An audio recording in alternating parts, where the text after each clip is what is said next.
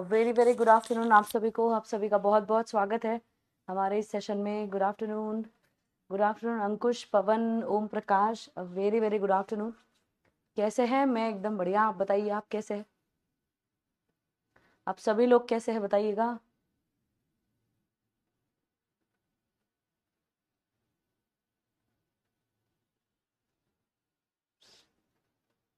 अच्छा, चलिए सेशन की शुरुआत कर रहे हैं। आज हम डिस्कस कर रहे हैं लेक्चर नंबर 20 और इस सेशन में हमें डिस्कस करना है एक ऐसा टॉपिक जिस टॉपिक का नाम है सेंटेंस इम्प्रूवमेंट। ये एक टॉपिक ना होते हुए, मैं फिर से कल बताया था मैंने आपको कि ये टॉपिक ना होते हुए एक प्रैक्टिस सेशन है जो हम ग्रामर को रिवाइज करते हुए डिस्कस करने वाले हैं। इस प्रैक्टिस सेशन में हम ढेर सारे क्वेश्चन सॉल्व करेंगे, जिन क्वेश्चंस में आप ये बात ध्यान में रखिएगा बहुत सारा कंटेंट होगा ग्रामर का या वोकैबुलरी का भी। आज के सेशन में मैंने वोकैबुलरी का कंटेंट भी ऐड किया है ताकि हम लोग तो बढ़िया है, मस्त। अरे फिर तो बहुत बढ़िया बात है। अगर आप लोग अच्छे तो फिर हम भी अच्छे। ठीक है, ओके। तो चलिए फिर सेशन की शुरुआत कर रहे हैं। सेशन की शुरुआत हम बहुत सारे सवालों से ही करेंगे। पिछले सेशन में हमने क्या डिस्कस किया था? यही डिस्कस किया था, मतलब लॉट्स ऑफ मैंने टॉपिक्स आपके साथ डिस्कस किए इंग्लिश ग्रामर के, और उसी के साथ सेंटेंस इंप्रूवमेंट भी का जो पेपर पैटर्न या क्वेश्चन पैटर्न है वो भी हमने डिस्कस किया। अब आज भी हम सेम ही करने वाले। आपके हिसाब से आज सेशन चलेगा? आपको लगता है मैम सेशन हमारा लंबा चलना चाहिए, 1.5-2 घंटा हम डिस्कस करें, तो वैसा करेंगे। आपको लगता है कि मैम सेशन थोड़ा स्लो ले लीजिए, हमें ज्यादा नहीं पढ़ना, तो वैसे हम करेंगे। ठीक है, आप जैसे कहोगे वैसे। बस आप लोगों को आज के सेशन में इंटरैक्टिव रहना होगा, बहुत अच्छे से जवाब देने होंगे सारे क्वेश्चंस के। आज कोई भी एक्सक्यूज को कोई माफी नहीं है। गुड आफ्टरनून दीपिका जी, अंकुश, सोनल सिंह, ओम प्रकाश, हेमा, शुभम यादव, ओम प्रकाश, आप सभी का बहुत बहुत बहुत बहुत स्वागत करती हूँ इस हमारे बेहतरीन और बहुत ही इंपॉर्टेंट सेशन में। ठीक है, चलिए सेशन की शुरुआत कर रहे हैं। स्लो, ओके, अभी से अभी स्टार्ट ही तो नहीं किया मैंने। चलिए फिर सेशन करते हैं स्टार्ट। पिछले सेशन में नहीं, कंजंक्शंस और पेयर्स तो हमने नहीं डिस्कस की थी। पिछले सेशन में भी सेंटेंस इंप्रूवमेंट भी हुआ था और आज के सेशन में भी हम सेंटेंस इंप्रूवमेंट ही देखेंगे। जैसे मैंने आप लोगों से बात कही थी कि बेटा सेंटेंस इंप्रूवमेंट जो होती है वो सिर्फ एक टॉपिक पर पूछी जाती है क्या? बिल्कुल नहीं। सेंटेंस इंप्रूवमेंट जो क्वेश्चन की टाइप होती है, ये ध्यान में रखिएगा, ये हम ग्रामर पर भी पा सकते हैं। मतलब ये जो क्वेश्चंस है ये ग्रामर के किसी भी रूल को लेकर पूछे जा सकते हैं। प्रॉपर यूसेज ऑफ वर्ड्स, मतलब जिसको हम कहेंगे सही वोकैबुलरी का यूज भी हमें पूछा जा सकता है। और तीसरा, लॉजिक भी वहां पर पूछा जा सकता है या फिर सीक्वेंस भी आपको पूछा जा सकता है। तो ये काइंड ऑफ जो क्या कहेंगे हम, बेसिक चीजें हैं जो एक सेंटेंस इंप्रूवमेंट इस क्वेश्चन के पीछे छुपी होती है। ठीक है जी, तो चलिए हम शुरुआत कर रहे हैं बहुत अच्छे से। सबसे पहला सवाल पूछा जाए। Are you guys ready? कल मैंने काफी आपको थोड़ी सी काइंड ऑफ डांट लगाई थी, या काइंड ऑफ मैंने ये कुछ चीजें बताई थी कि आपको सेंटेंस इंप्रूवमेंट जब भी प्रिपेयर करना हो तो आपको पढ़ना पड़ेगा। तो शायद आज इंप्रूवमेंट आई हो। मैं देख सकती हूँ कि बहुत से बच्चे भी आज सेशन में जुड़ गए हैं, और आपके अंदर इंप्रूवमेंट है या नहीं आज के सेशन में, ये हम देखेंगे। Okay,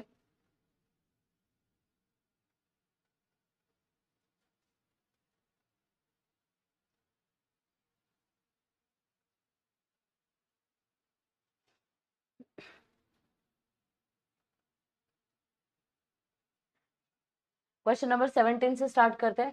he both won a medal and a scholarship. Poll लगाया जाए। हाँ जी, यहाँ पर सेंटेंस को आपको इंप्रूव करना है। कौन से सेंटेंस का इंप्रूवमेंट जरूरी है या फिर कौन सा सेंटेंस सही तरह इंप्रूव हो सकता है, इसका जवाब आपको देना है। 30 सेकेंड्स में यूज कर रही हूँ, अगर आपको समय कम पड़ जाए तो आप मुझे बताइएगा। ठीक है जी,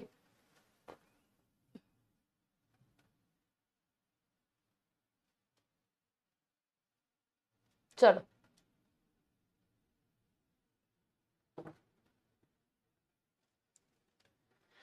सबसे पहला क्वेश्चन यहाँ पर स्क्रीन पर आपको दिख रहा है।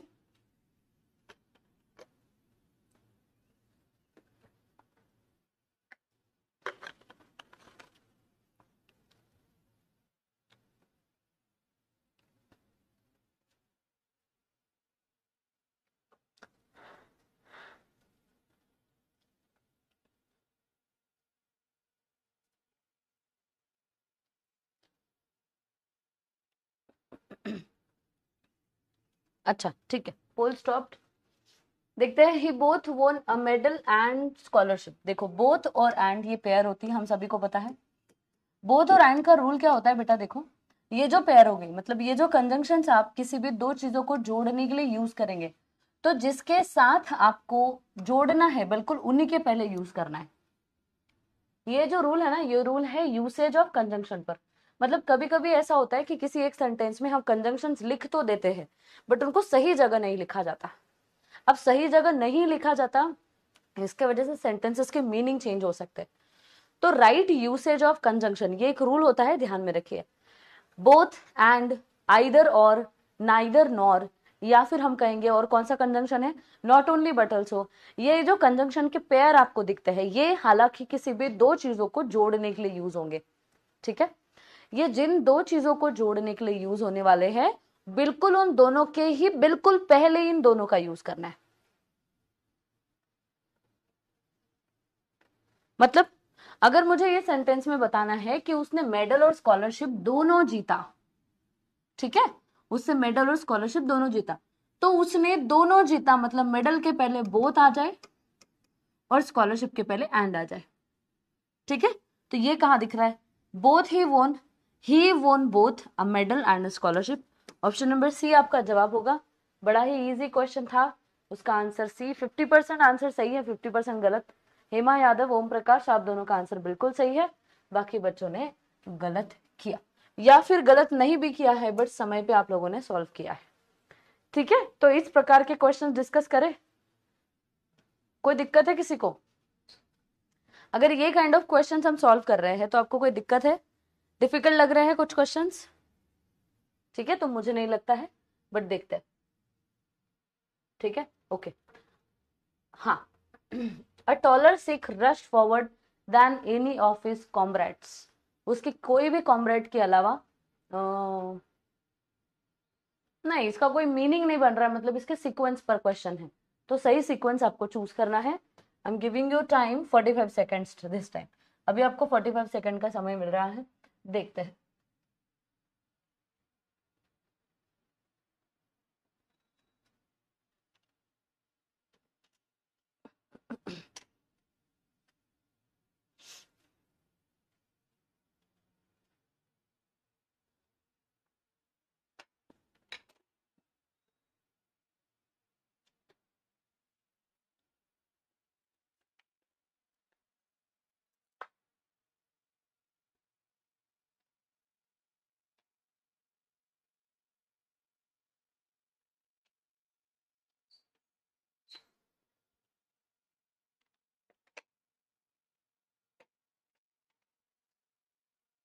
ठीक है, देखते हैं।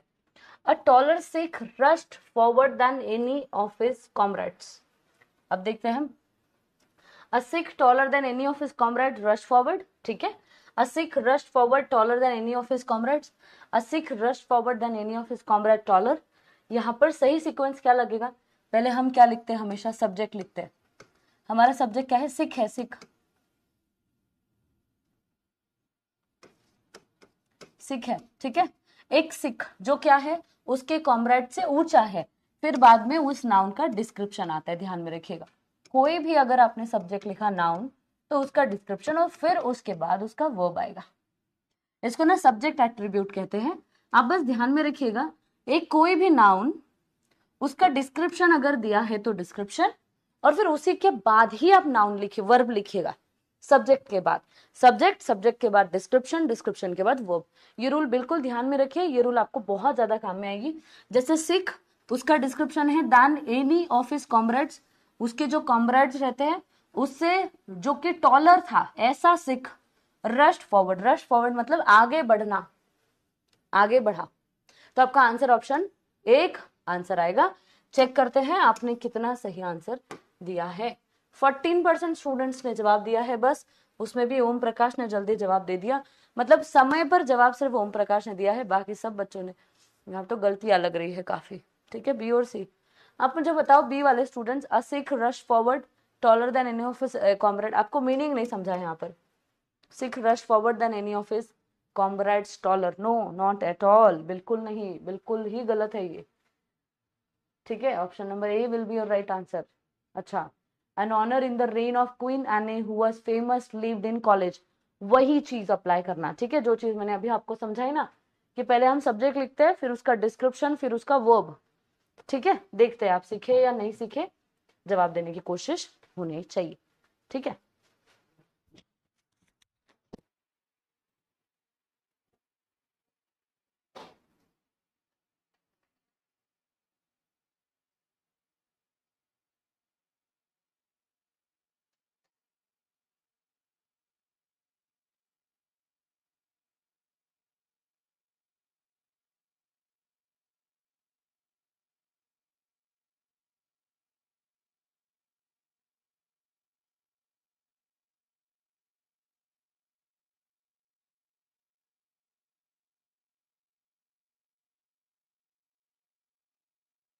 देखो, देखिए सब्जेक्ट, फिर उसके बाद डिस्क्रिप्शन, फिर उसका वर्ब।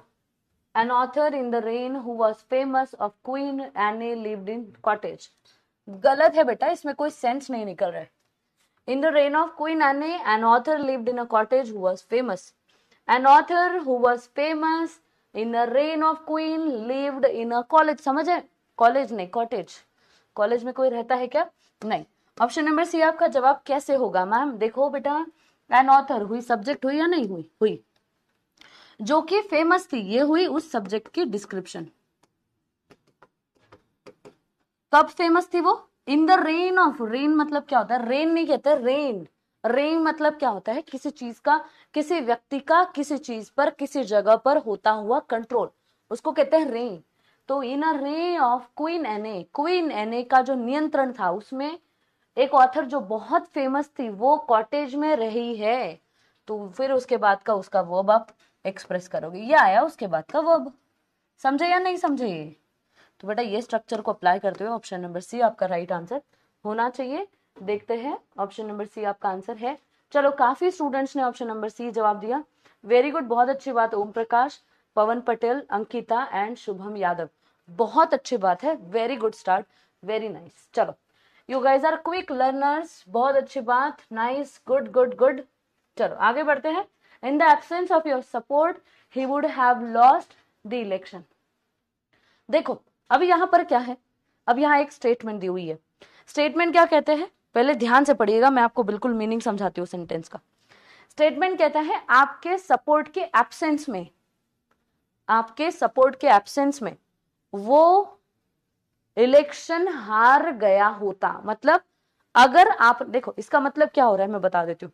अगर आपने सपोर्ट नहीं किया होता तो वो इलेक्शन हार गया होता। ठीक है, मतलब आपके सपोर्ट बिना वो इलेक्शन हार गया होता। जब भी हम किसी भी सेंटेंस में वुड हैव के स्ट्रक्चर को लिखते हैं, तो हम ये इमेजिन होते हैं, इमेजिन करते हैं, हम ये कल्पना करते हैं कि क्या हो गया होता। तो क्या हो गया होता? वो इलेक्शन हार चुका होता या इलेक्शन हार गया होता।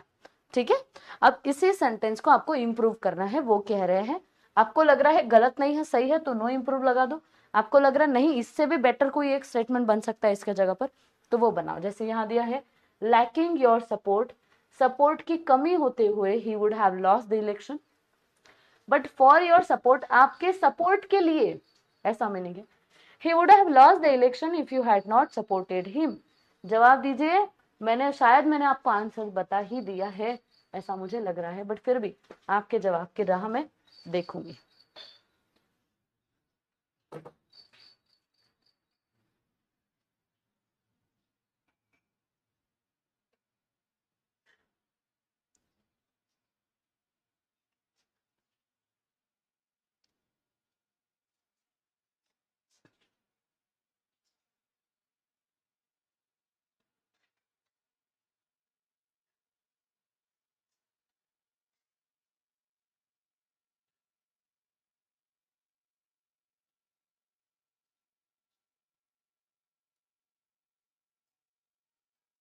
बिल्कुल बिल्कुल, बहुत अच्छी बात है। चलिए जवाब दे दिया, आपका सही आंसर होगा ऑप्शन नंबर सी, क्योंकि यही आंसर मीनिंग सेम रख रहा है। देखिए, जब भी आप इंप्रूव करते हो ना सेंटेंस को, तो आपका मीनिंग होना चाहिए सेम बेटा, मीनिंग बिल्कुल बिल्कुल नहीं बदले।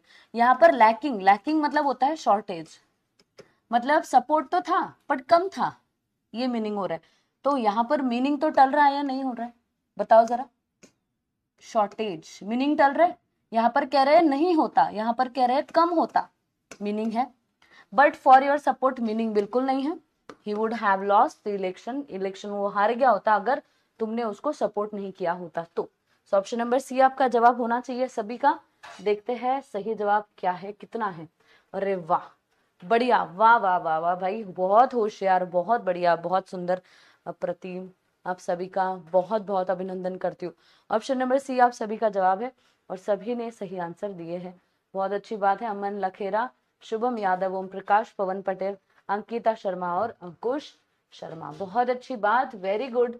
नेक्स्ट सवाल की ओर बढ़ेंगे।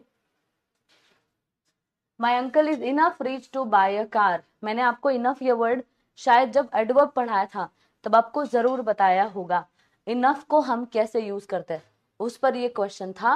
देखते हैं, चल मैंने पोल स्टार्ट कर दिया है, जवाब देने की कोशिश करिएगा।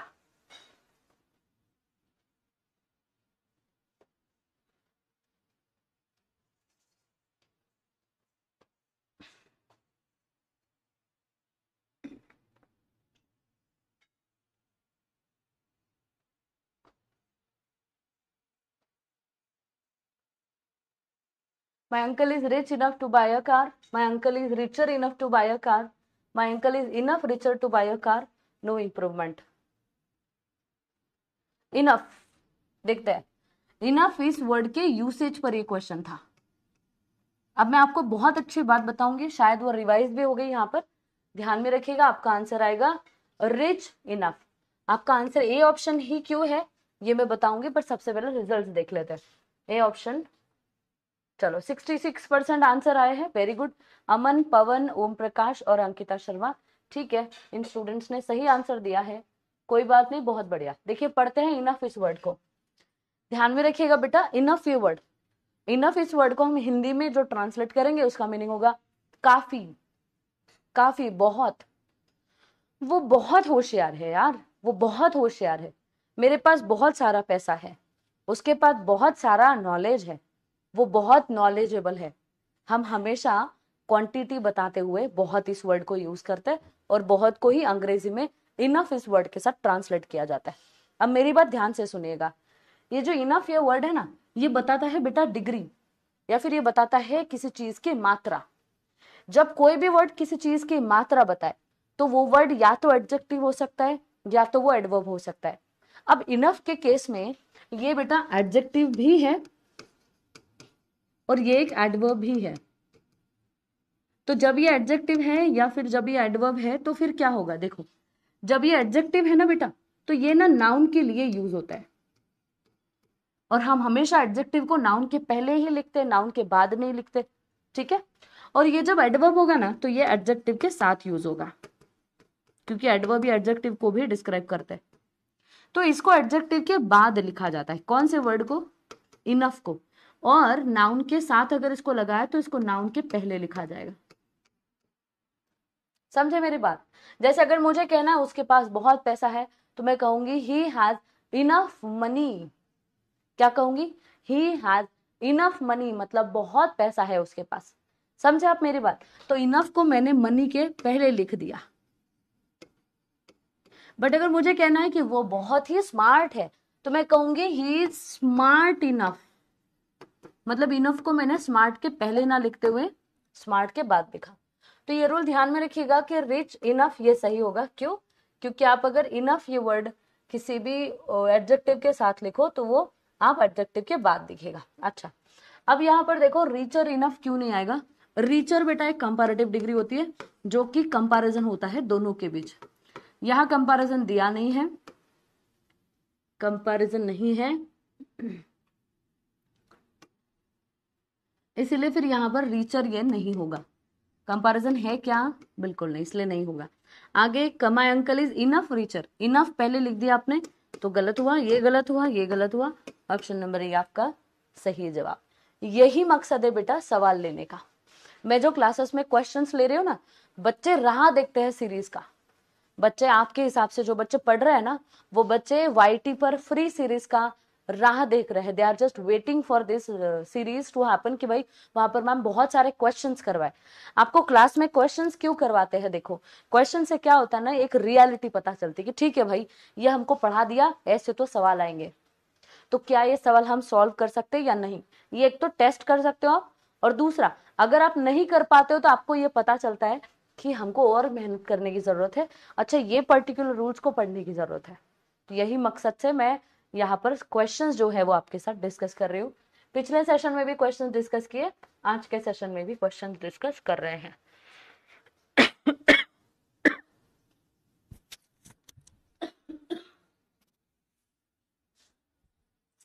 नेक्स्ट क्वेश्चन पूछा है, walking along the road an old man ran over the lorry. ठीक है, रैन ओवर मतलब ये एक फ्रेज पर आता हुआ हम कहेंगे कि क्वेश्चन है। रैन ओवर मतलब कुचल देना। अब कौन किसको कुचल रहा है ये देखकर आप जवाब दे दो।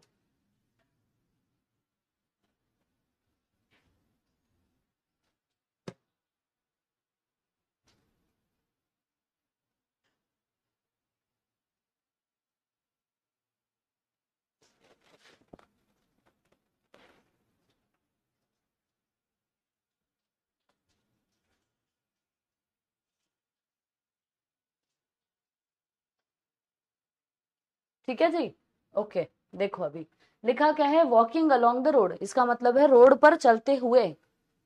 चलते हुए एक बूढ़े आदमी को लॉरी ने कुचल दिया, ऐसा आप कहोगे कि एक बूढ़े बूढ़े आदमी ने लॉरी को कुचला। क्या कह रहा है, यहाँ कह रहे हैं वॉकिंग अलोंग द रोड मतलब रोड पर चलते हुए एक बूढ़े आदमी ने लॉरी, लॉरी क्या होती है, व्हीकल होता है, ट्रक होता है, ट्रक को लॉरी कहा जाता है। तो एक बूढ़े आदमी ने ट्रक को कुचल दिया, रोंद दिया। अब क्या ये सही हो सकता है? मतलब ये सेंस जो है वो सेंस बन रहा है? नहीं। तो ये सेंटेंस मीनिंगफुली गलत है, ग्रामेटिकली भी गलत, मीनिंगफुली भी गलत। ठीक है, अब हम यूज करेंगे इसको सही मीनिंग से। आदमी को ट्रक कुचलेगा या ट्रक को आदमी कुचलेगा? आदमी को ट्रक कुचलेगा, राइट। तो यहां पर देखो, walking along the road an old man run behind the lorry, run behind नहीं होगा, लॉरी के पीछे भागा नहीं। Running along the road, the lorry ran over an old man. Running along, आपको रनिंग क्यों करना है, वहां वॉकिंग दिया है ना, है ना। The lorry ran over an old man, लॉरी ने आदमी को कुचल दिया। वॉकिंग अलॉन्ग द रोड, कौन सा आदमी, जो रास्ते पर चल रहा था। तो ये डिस्क्रिप्शन है, ये ऑब्जेक्ट है जिसको कुचला। सही आंसर होगा option number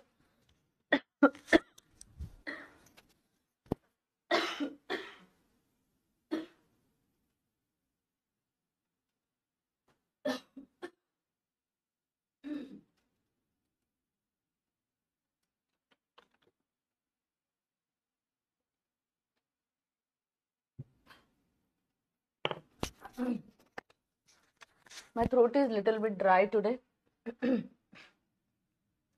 option number C right answer, 71%। बहुत अच्छी बात। अमन लखेरा, पवन पटेल, अंकिता शर्मा, हिमा यादव और शुभम यादव, बहुत बढ़िया, बहुत अच्छी बात।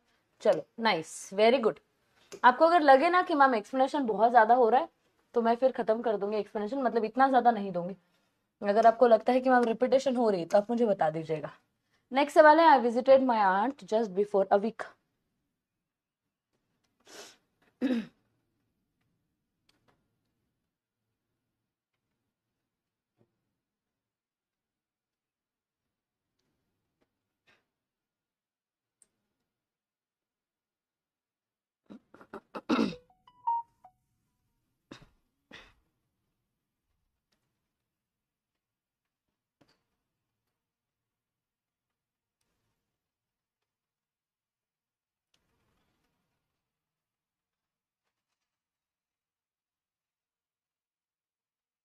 देखो यहां पर आंसर होगा बेटा option number C, a week ago. अब क्या कहोगे आप बेटा, बिफोर और अगो ऐसे दो वर्ड्स होते हैं। बिफोर मतलब होता है के पहले, और अगो मतलब होता है तब से। या एक लंबे समय के पहले, मतलब आपको अगर पूरा पीरियड शो करना हो तो आप अगो इस वर्ड को यूज करते हो। आप कहते हो ना 10 years अगो, मतलब 10 साल पहले। बिफोर हम बहुत बड़े पीरियड के लिए यूज नहीं करते। बिफोर 25 years हम नहीं कहते, हम कहते हैं 25 years अगो। बिफोर हम रिसेंट आइडियाज के लिए कहते हैं कि before 2 PM she use to wake me up, 2 बजे से पहले वो मुझे उठाया करती थी। छोटे छोटे समय के लिए, एक स्पेसिफिक समय के लिए हम बिफोर का यूज करते हैं। जैसे 2 बजे, मंडे, ट्यूसडे, है ना, 2015, ये स्पेसिफिक होते हैं सारे। बट जो पीरियड होता है, जैसे पीरियड है 1 हफ्ता, ये पीरियड होता है, समझ रहे हैं नहीं समझ रहे, तो उसके लिए हम अगो यूज करेंगे। और अगो 1 week नहीं कहेंगे, अब 1 week अगो या फिर अ वीक अगो। अगो हम टाइम से बाद लगाते हैं, टाइम के साथ लगाते हैं, बट टाइम के बाद हम अगो को यूज करते हैं। So your right answer should be option number C, है ना। आप देखते हैं ऑप्शन नंबर सी का जवाब कौन से स्टूडेंट ने सही दिया। 60% बच्चों ने सही जवाब दिया, हेमा, अमन और अंकिता शर्मा। बेटा बहुत अच्छी बात है, बहुत अच्छी बात, I am so proud of you. But जिन बच्चों ने नहीं दिया सही जवाब, क्या उनको समझ आई ये बात? क्या उनको ये बात समझ आई है? शायद ये नया कॉन्सेप्ट होगा जो आपको आज पता चल रहा है, ऐसा हो सकता है। अगर नया कॉन्सेप्ट है तो नोट डाउन करके रखो। एक एक रूल आपके लिए बहुत बहुत बहुत ज्यादा जरूरी है, ये बात ध्यान में रखिए। आपको एग्जाम के लिए 50 सवाल है दिए हुए, ठीक है, 50 क्वेश्चंस। 50 क्वेश्चंस में ढेर सारा ग्रामर पूछा जाएगा, और ऐसे पैटर्न में तो पूछा जाएगा ही, तो ध्यान रहे। अगला बढ़ते हैं अगले क्वेश्चन की ओर। नेक्स्ट क्वेश्चन है हमारा, foreigner often come across with serious difficulties in studying English. यहाँ पर थोड़ा फ्रेज का टेक्सचर भी दिया हुआ है। देखिए आपको क्या सही लगता है, आपके इंट्यूशन पर बहुत ज्यादा कुछ चीजें डिपेंड करने वाली है, ये बात ध्यान में रखिए। बहुत कुछ डिपेंड करेगा आपके इंट्यूशन पर। आपको लगता है सही है तो सही है, नहीं तो नहीं। यहाँ पर क्या है ना, आपको अपने इंट्यूशन को बहुत ज्यादा इंपॉर्टेंस देनी होती है, ठीक है।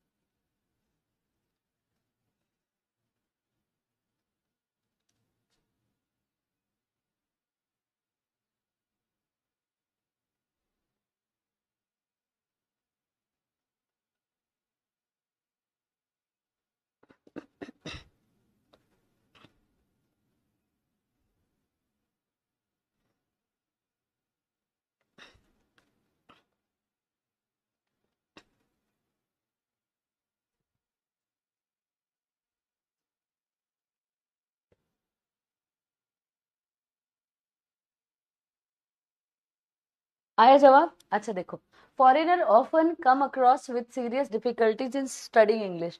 जो फॉरेनर्स होते हैं, ये फॉरेनर्स को बहुत सी बार सीरियस डिफिकल्टीज वो उनको पाते हैं। देखो कम अक्रॉस का मतलब होता है फाउंड, फाइंड करना, फाइंड मिल जाना, है ना, ढूंढ लेना। तो फॉरेनर्स को बहुत सी बार सीरियस डिफिकल्टीज जाती है, मतलब बहुत कठिनाई जाती है जब वो इंग्लिश को पढ़ते हैं। Have to come across with, have come across with, come across या फिर नो इम्प्रूवमेंट। ध्यान में रखिएगा बेटा, ये एक फ्रेज है। कम अक्रॉस का मीनिंग होता है कोई चीज मिल जाना या कोई इंसान मिल जाना। अगर मैं कहीं जा रही हूँ देखिए, और मुझे अचानक से मेरी एक पुरानी स्कूल फ्रेंड मिल गई, तो मैं क्या कहूंगी? I came across my old school friend. मेरे पुराने स्कूल फ्रेंड को मैं अचानक से मिल ली। या फिर मैं कह सकती हूँ I came across with my old school friend. तो मैं कम अक्रॉस को कम अक्रॉस विथ भी लिख सकती हूँ, ये बात आप बिल्कुल ध्यान में रखिएगा। बहुत से लोग विथ को गलत मानते हैं, बट कम अक्रॉस ऐसे भी लिखा जाता है और ऐसे भी लिखा जाएगा दोस्तों, ठीक है। यहाँ तक तो है। अब आगे मैं बात करती हूँ सेंटेंस में कुछ गलती है क्या। तो देखो, foreigner often come across with serious difficulties in studying English, यहाँ पर किसी भी इंप्रूवमेंट की जरूरत नहीं तो लग रही है मुझे। कम अक्रॉस विथ सही है, ये तो सेम ही है ना, तो बी ऑप्शन में कोई गलती नहीं। Come across serious difficulties in English, wrong. Come across को विथ के साथ भी लिखा सकते हो। हैव टू मतलब उनको ऑफन हैव टू, नहीं हैव टू भी नहीं आएगा। आपका आंसर होगा बेटा नो इम्प्रूवमेंट। क्यों? फॉरेनर यहाँ सिंगुलर है, अगर सिंगुलर है तो हैव टू के जगह क्या आना चाहिए? हैज आ जाना चाहिए, ठीक है। तो ये भी यहाँ पर गलत हो रहा है। ऑप्शन नंबर डी आपका जवाब है let's check option number D, कितने स्टूडेंट सही आंसर दे रहे, सिर्फ 16%। ओके, ज्यादातर बच्चों ने मुझे हैव टू का आंसर दिया। बेटा सब्जेक्ट और अग्रीमेंट थोड़ा अप्लाई कर लो। सब्जेक्ट और अग्रीमेंट में क्या कहता है, क्या कहता है ये कहता है singular subject singular verb. Has तो बिल्कुल नहीं आएगा, समझे या नहीं। कम across with, often, comes across with हम कहते हैं।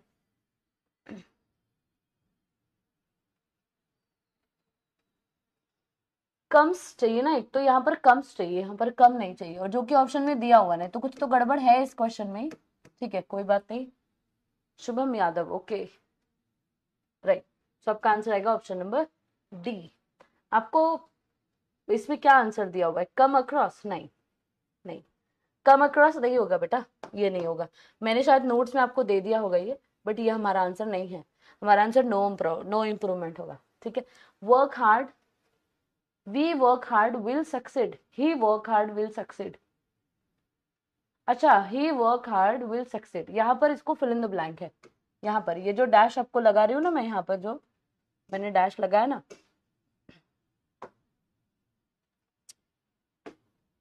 ये जो आपको डैश दिखती है ना, यहाँ है फिल इन द ब्लैंक।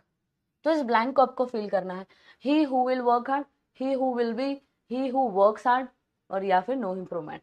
ठीक है, ओके। देखिए, कोशिश करिए, मैं पोल लगा रही हूँ, जवाब देने की कोशिश, आपको जो लगता है वो आंसर लगाओ। बिल्कुल भूल जाओ कि सही होगा या गलत होगा, या फिर मैं क्या जज करूंगी, वो सब भूल जाओ।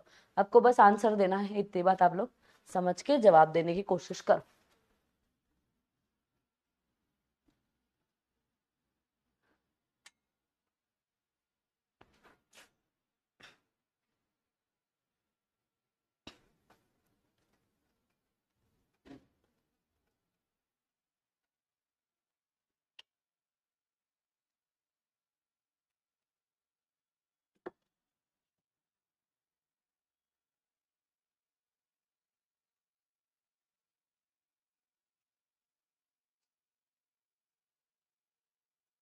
Okay, I think done. Will दिया हुआ है एक साइड, मैंने कंडीशंस करवाई थी आपको। ठीक है, कंडीशन में मैंने एक करवाया था कि दोनों भी साइड प्रेजेंट प्रेजेंट होना चाहिए, या फिर ना कंडीशन बट पेयर होती है। देखो पेयर होती है कि सिंपल प्रेजेंट टेंस होती है ना, सिंपल प्रेजेंट टेंस के साथ आप सिंपल फ्यूचर टेंस लिख सकते हो। ठीक है, अगर कनेक्टर सिंपल प्रेजेंट टेंस के साथ जुड़े हुए हो तो, कनेक्टर सिंपल प्रेजेंट टेंस के साथ जुड़े हुए रहेंगे और उनके पेयर में सिंपल फ्यूचर टेंस होगा। ये जो सेशन चल रहे हैं, ये सेशन बहुत ज्यादा जरूरी है। जो रूल मैं क्लासेस में नहीं ले पाई, वो रूल्स मैं यहाँ पर ले रही हूँ, स्पॉट द एरर या सेंटेंस इंप्रूवमेंट के तौर पर। तो आप लोग ध्यान दे रहे हो और अच्छे से समझ रहे हो गहराई से, यही आशा मैं करती हूँ। तो बेटा ध्यान में रखिए, कभी कभी क्या होता है ना, समटाइम्स सेंटेंस में कनेक्टर दिया होता है, और जहां कनेक्टर दिया हुआ है ना, वो कनेक्टर के साथ सिंपल प्रेजेंट टेंस का यूज होगा, और उसी के साथ सिंपल फ्यूचर टेंस का यूज होगा। मतलब connector plus V1 plus will plus V1। ठीक है, ये हुआ क्लॉज 1, ये हुआ बेटा क्लॉज 2। क्लॉज क्या होता है, सेंटेंस का एक हिस्सा जिसको हम क्लॉज कहते हैं। So he fill in the blank works hard will succeed, ऐसा होगा ना। So he who works hard, वो जो मेहनत करेगा, वो मेहनत वो उसको सक्सेसफुल मिलेगी या सक्सेस मिलेगी। So he who works hard, your right answer should be option number C, and I think option number C ही आपने आंसर लगाया हो। नहीं भी लगाया तो कोई बात नहीं, बट क्या ये रूल समझ आया बेटा, बोलो हाँ या ना। ये रूल क्या आप लोगों को समझ आया है? तो आप लोग प्लीज अच्छे से जवाब देने की कोशिश करेंगे। ऑप्शन नंबर सी आप जवाब, हम ढूंढ रहे हैं ऑप्शन नंबर सी का जवाब सही है या गलत है। ठीक है, 25 ओके, 25% स्टूडेंट्स ने सही जवाब दिया, अमन लखेरा और दीपिका चौहान। ठीक है बेटा, और बाकी स्टूडेंट्स रहे, बाकी कोई स्टूडेंट नहीं, मैं सिर्फ 2 स्टूडेंट ने जवाब दिया है।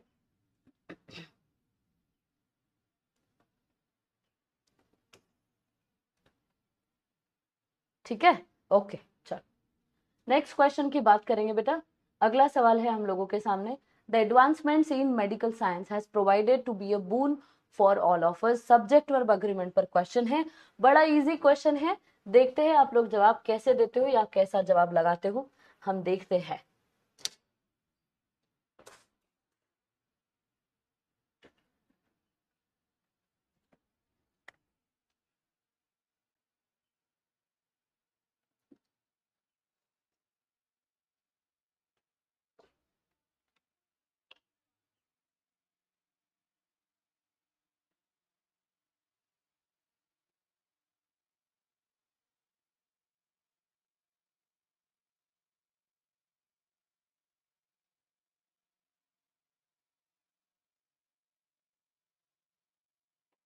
ठीक है, चलो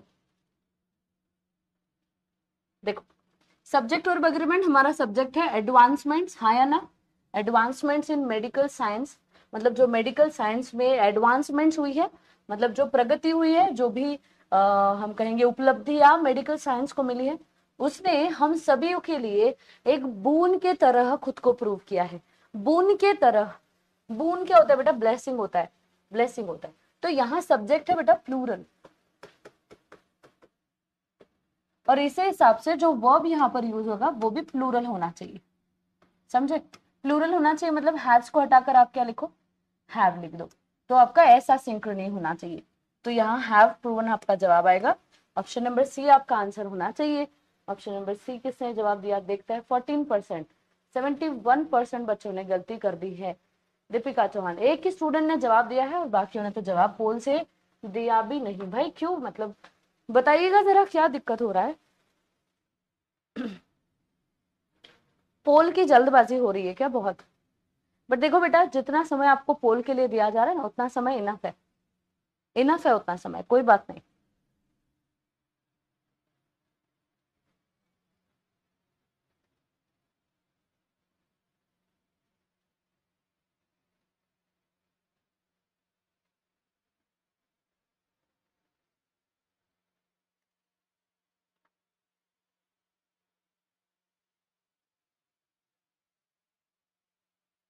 अरे भाई कुछ तो बात करो।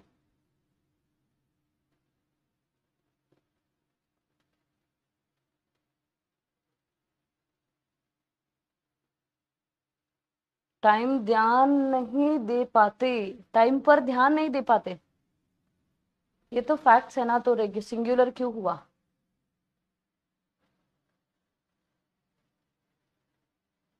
फैक्ट्स कहाँ पर है?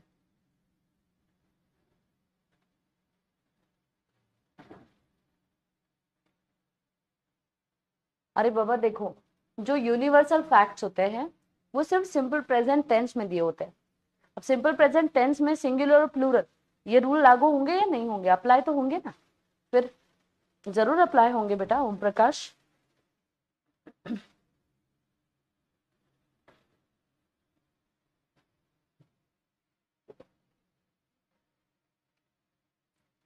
खुशबू पाटिल कह रही है today is first class ma'am. Okay, first of all welcome you Khushboo, welcome Khushboo to this session and to the platform of physics वाला। आपका बहुत बहुत स्वागत करती हूँ हमारे सेशन और हमारे प्लेटफॉर्म पर। और सबसे इम्पोर्टेंट बात ऐसी है कि अभी आपके पास काफ़ी बैकलॉग है सेशंस के, है ना? मतलब काफ़ी, इसके पहले हमने टोटल 19 क्वेश्चंस इसके पहले चैप्टर्स हमने डिस्कस किए, 19-20, तो वो सारे आपको कवर अप करने हैं। तो आप एक काम करिए खुशबू, बहुत बढ़िया से आप मैं एक सुझाव देती हूँ।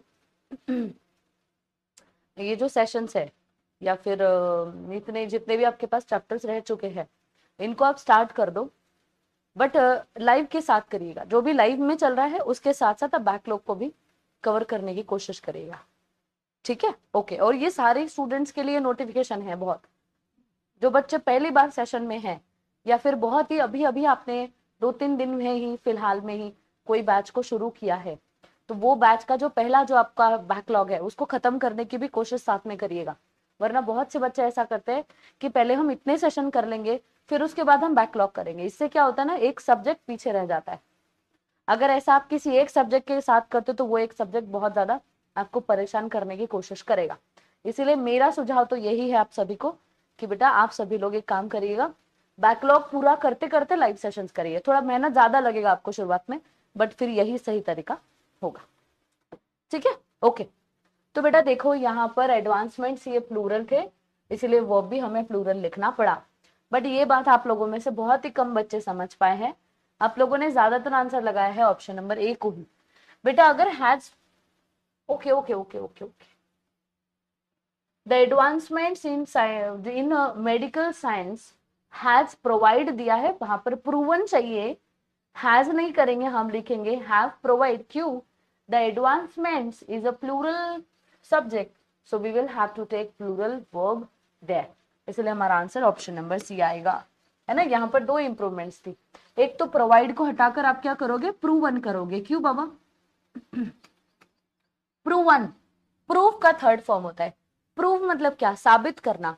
किसको? किसी को तो साबित किया, तो प्रूव टू या प्रूवन टू आप लिख रहे हो। प्रोवाइड मतलब किसी को कुछ देना होता है, तो प्रोवाइडेड टू भी होता है, प्रूवन टू भी होता है, बट यहां मीनिंग प्रूवन टू होना चाहिए। ठीक है, मतलब कुछ तो साबित हुआ है, हम लोगों के लिए एक ब्लेसिंग साबित हुआ है। ठीक है, सबका आंसर होगा ऑप्शन नंबर सी।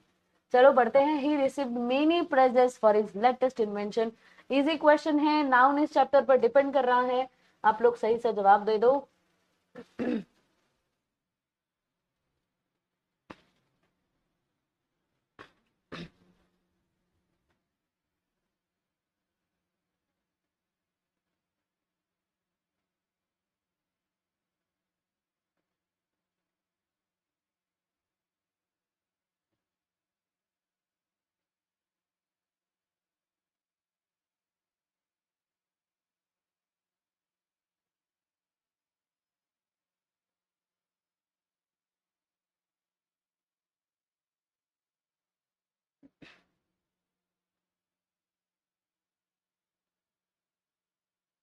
ठीक है, देखो देखते हैं आंसर।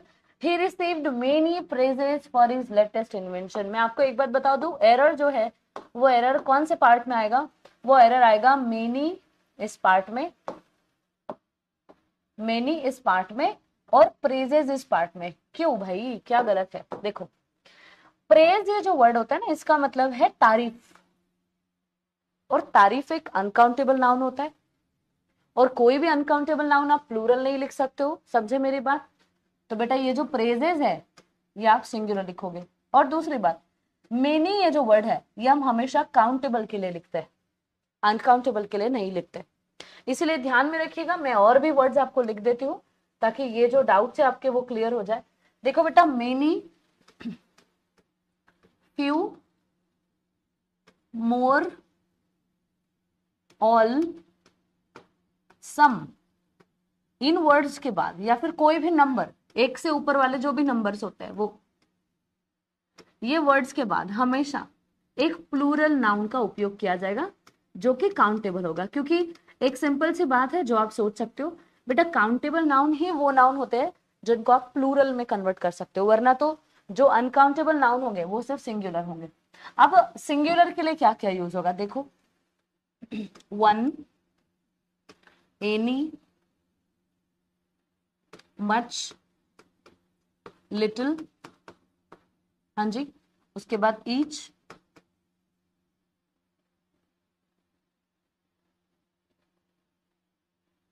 ठीक है। अब देखो, लिटिल इस वर्ड के साथ सिर्फ अनकाउंटेबल, यूसीएन मतलब अनकाउंटेबल, मच के साथ सिर्फ अनकाउंटेबल, एनी के साथ काउंटेबल, वन के साथ काउंटेबल, ईच के साथ काउंटेबल, एवरी के साथ काउंटेबल।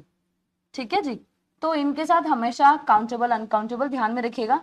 इनके साथ जिन वर्ड्स का यूज किया जाता है वो होते हैं सिंगुलर, क्योंकि बेटा देखो लिटिल और मच यही दो वर्ड ऐसे हैं जो सिर्फ अनकाउंटेबल के लिए ही यूज किए जाएंगे, वरना सम जो वर्ड है ये सम भी, सम देखो, सम काउंटेबल के लिए भी यूज कर सकते हो और अनकाउंटेबल नाउन के लिए भी यूज कर सकते हो, ध्यान में रखिएगा। ऑल सेम, काउंटेबल के लिए भी यूज करोगे और अनकाउंटेबल के लिए भी यूज करोगे। ठीक है, मोर नहीं, बाकी सबको आपको काउंटेबल प्लूरल के लिए यूज करना होता है। तो ये डिटरमाइनर की बात आप लोग समझ लीजिएगा बिल्कुल। कभी भी फ्यू सिंगर्स ही आएगा, फ्यू सिंगर नहीं आना चाहिए, लिटिल नॉलेज आएगा। क्यों? लिटिल ये वर्ड हमेशा काउंटेबल के लिए ही यूज किया जाएगा। हाँ जी, चलो, तो हमारा आंसर क्या आना चाहिए? हमारा आंसर आना चाहिए मच प्रेज। हाँ, तो ऑप्शन नंबर बी आपका राइट आंसर होगा। देखते हैं ऑप्शन नंबर बी आपका सही आंसर है या नहीं। अभी भी 14% स्टूडेंट्स ने ये जवाब दिया है। सी और डी में आपको ज्यादातर आंसर लगते हैं। टू मच प्रेजेस, अरे बाबा, प्रेजेस कैसे प्लूरल होगा? हाँ जी, मेनी प्रेजेस नहीं होता है ना।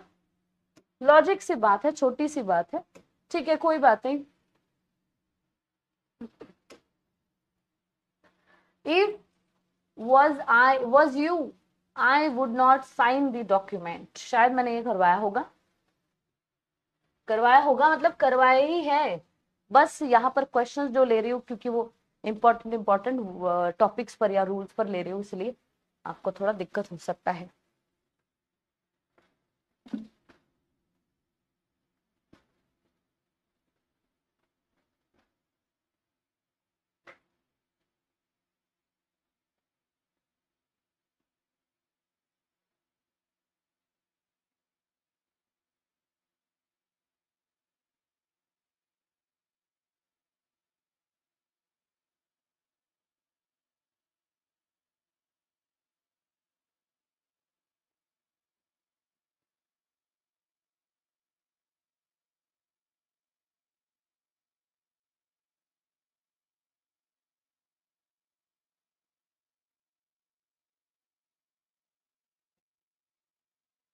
ठीक है जी, ओके।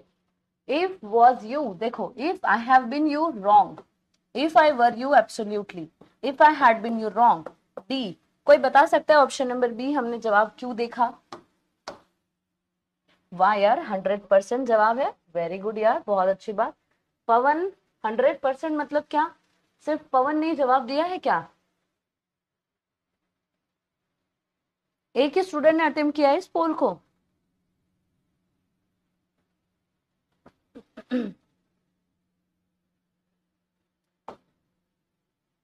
पोल में दिक्कत क्या आ रहा है भाई? मैं 100% देखकर खुश हो गई अचानक, और तुरंत ही आपने दुखी कर दिया दोबारा। चलो, आपका आंसर आएगा ऑप्शन नंबर बी। मैं बी ही लगाया था ना, बी लगाया होगा शायद, है ना? बी आएगा। बी कैसे आएगा देखते हैं। जब भी हम किसी भी इमेजिनरी सिचुएशन में खुद को रखते हैं, आई ऑल्सो अटेम्प्टेड, ऊपर करिए इसे, मेरा भी सही है, फिर आंसर क्यों नहीं आ रहा है यार? मतलब क्या कुछ शो नहीं हो रहा है क्या?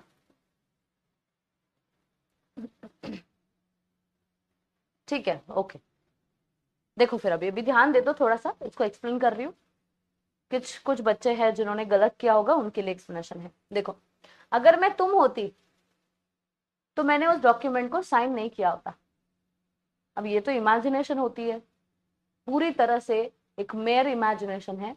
इमेजिनेशन क्या होती है? इमेजिनेशन होती है कभी ऐसा सोचना या ऐसे सिचुएशंस के बारे में सोचना जिस सिचुएशन में आप इमेजिनेशन को यूज करते हो, रियलिटी को नहीं।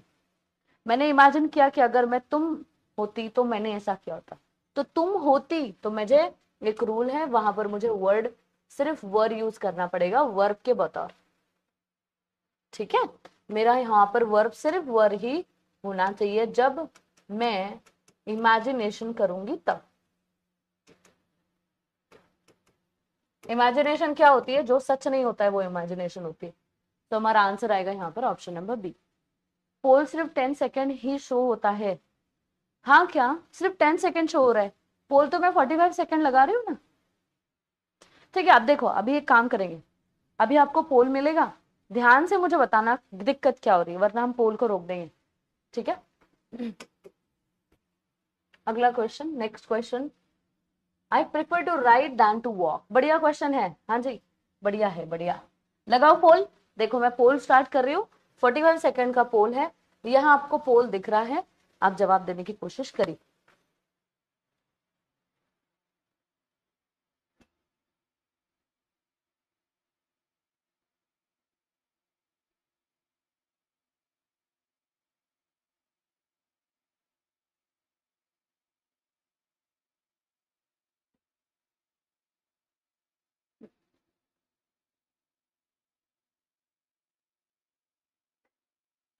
थोड़ा ट्रिकी क्वेश्चन है, जैसा आपको लगता है वैसे ही होगा, नॉट कंपल्सरी।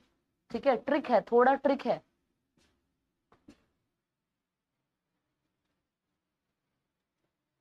ठीक है, देखते हैं, है ना। आपका आंसर आएगा बाबा राइडिंग टू वॉकिंग। पहली बात तो ध्यान में रखिए, प्रिफर के साथ हम दैन या ओवर का उपयोग नहीं करते हैं। प्रिफर इस वर्ड के साथ हम दैन या ओवर का उपयोग नहीं करते हैं। ज्यादातर यूज किया जाता है, मतलब जब हम देखेंगे, पढ़ेंगे, सुनेंगे ना, तो प्रिफर के साथ बहुत से लोग दैन और ओवर को यूज करते हैं, बट जो कि गलत है, grammatically wrong. It is grammatically wrong to write prefer and than with over और than with the word prefer. ठीक है, ये पहला पॉइंट बिल्कुल ध्यान में रखिए। दूसरा पॉइंट है, मैं राइडिंग प्रिफर करता हूं वॉकिंग से, तो हम क्या यूज करेंगे? हम यूज करेंगे प्रिफर के साथ प्रेपोजिशन टू। ठीक है, तो टू यूज करेंगे, इसीलिए हमारा आंसर या तो ए आएगा या तो सी। सी हमारा जवाब होगा। क्यों? राइडिंग और वॉकिंग ये दोनों भी नाउन है, और हमें नाउन को ही डिस्क्राइब करना है। हम कह रहे हैं मैं राइडिंग से ज्यादा वॉकिंग प्रिफर करता हूं, तो उससे ज्यादा ये, या फिर वॉकिंग से ज्यादा राइडिंग। राइड और वॉक करना नहीं, राइडिंग और वॉकिंग दोनों नाउन चाहिए। वर्ब अपने फोर्थ फॉर्म में कभी कभी नाउन का काम करता है, और उसी को जेरंड वर्ब कहते हैं। क्या कहते हैं उसको? Gerund verb. मैं समझाऊंगी आपको जेरंड वर्ब, अगर आपको नहीं पता है तो। ये मैंने वॉइस में भी करवाए थे शायद आपसे। सो ऑप्शन नंबर सी आपका जवाब होना चाहिए। 28% स्टूडेंट्स ने जवाब दिया, सदव खान और शुभम यादव। चलो 2 स्टूडेंट्स है, बाकियों का जवाब बी था, riding than walking. No, than तो नहीं आएगा। तो 28% राइट टू वॉक। तो जो बच्चे 28% वाले वो मुझे लग रहा है जेन्युइन है। ये जो है ना दैन वाले, ये इग्नोरेंट से आपने किया है इसका जवाब। मैंने ये लगाया था पवन, बट अभी समझ आया पवन आपको कि ए क्यों नहीं आएगा और सी क्यों आएगा? पवन पटेल, समझ आया बेटा? सी क्यों आएगा बेटा? क्योंकि यहाँ पर नाउन यूज करना है। जैसे हम कहते हैं, देखो प्लेइंग एक नाउन भी होता है ना। डांसिंग एक हॉबी भी होती है। अब ये नाउन बने कैसे हैं? ये वर्ब को आईएनजी जोड़कर बनाए गए। कभी कभी ऐसा हो सकता है वर्ब को आईएनजी बनाकर उस, हाँ ठीक है। देखो मैं समझाती हूँ, आ जाओ, मैं एक स्लाइड यहाँ पर क्या करूँ, ऐड करूंगी ताकि आपको और ज्यादा समझ आ जाएगी बात। यहाँ पर करना है ना, न्यू स्लाइड। चल, बहुत बढ़िया, बहुत खूब। आ जाओ, ध्यान में।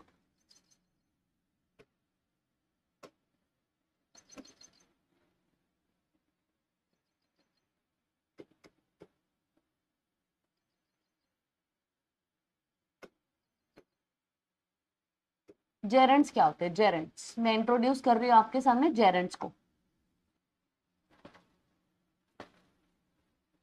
जेरेंट्स ये वर्ब का आईएनजी फॉर्म होता है, मतलब फोर्थ फॉर्म होता है। जब नाउन का काम करे, मतलब ध्यान में रखिए, वर्ब का आईएनजी फॉर्म जब किसी सेंटेंस में नाउन का काम करे तब उसे हम जेरेंट कहेंगे। ठीक है, जैसे आई एम प्लेइंग, मैं क्या कर रही हूं? मैं खेल रही हूं। मैं खेल रही हूं, यहां पर ये काम है, यहां पर ये एक्शन है। एक्शन है इसीलिए ये वर्ब है। यहां पर ये एक्शन ऑन गोइंग है, चल रही है कोई एक्शन, तो उसको डिस्क्राइब कर रही हूँ, वर्ब है ये। बट अगर मैंने कहा प्लेइंग इज माई हॉबी, खेलना ये मेरा शौक है, या फिर आई लाइक प्लेइंग, मुझे प्लेइंग पसंद है, तो अभी मुझे खेलना पसंद है। समझ रहे आप मेरी बात? तो बेटा ये ऑप्शन और ये ऑप्शन, इसको गहराई से एकदम समझने की कोशिश करो। गहराई से समझोगे ना तो आपको समझ आएगा कि मैं यहाँ पर प्लेइंग इस वर्ड का कुछ अलग ही मीनिंग के साथ यूज कर रही हूँ। यहाँ पर कह रहे हैं प्लेइंग इज माई हॉबी, मतलब खेलना ये मेरा शौक है। तो खेलना ये मेरा शौक है, यहाँ पर क्या मेरा शौक है? खेलना। ये एक सब्जेक्ट का काम कर रहा है, हाँ या ना। अब यहाँ पर वर्ब का फोर्थ फॉर्म सब्जेक्ट है, मतलब ये नाउन होगा, ठीक है जी बेटा, है ना। उसके बाद आई लाइक प्लेइंग, यहाँ पर प्लेइंग यूज हो रहा है, तो बाबा यहाँ पर जो प्लेइंग वर्ड है ये भी एक ऑब्जेक्ट का काम कर रहा है। मुझे क्या पसंद है, प्लेइंग ऑब्जेक्ट है, मतलब ये नाउन होना चाहिए, हाँ या ना। तो बेटा ये होते हैं जेरेंट्स। जेरेंट्स क्या होते हैं, जब आप एक वर्ब को फोर्थ फॉर्म में रखकर, मतलब उसको आईएनजी फॉर्म में रखकर उससे वर्ब का काम ना करवाओ, आप उससे सब्जेक्ट या ऑब्जेक्ट का काम करवाओ, तब वो जेरेंट होता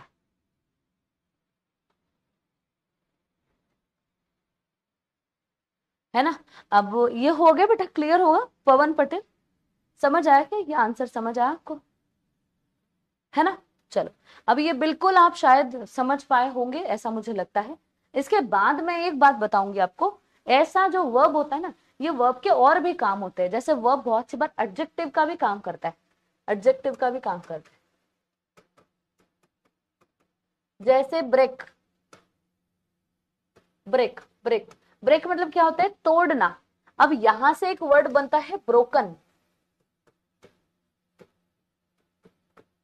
जैसे मैं कहूंगी she has broken her leg, उसने उसका पैर तोड़ दिया, उसने उसका पैर तोड़ दिया, यहां पर पैर तोड़ दिया एक्शन है, माने कोई तो क्रिया हो चुकी है, वर्ब है।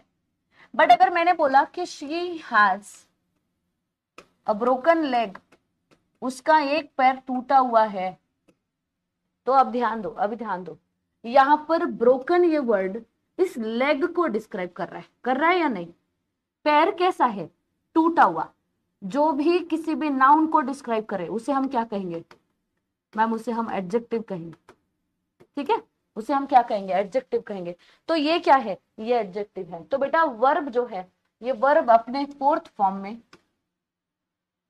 सॉरी, वर्ब अपने थर्ड फॉर्म में एडजेक्टिव का भी काम कर सकता है।